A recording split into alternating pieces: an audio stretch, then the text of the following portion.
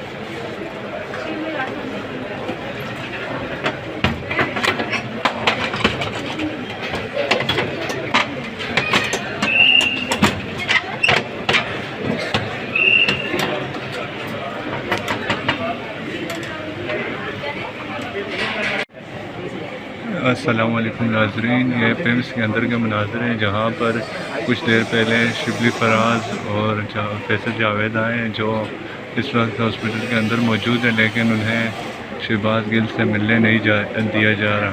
वो भी बाहर पुलिस के साथ खड़े हैं। आप देख सकते हैं पुलिस की एक बड़ी तादाद अंदर मौजूद है और फैसल जावेद जिनको अंदर मिलने का मौका नहीं दिया जा रहा है।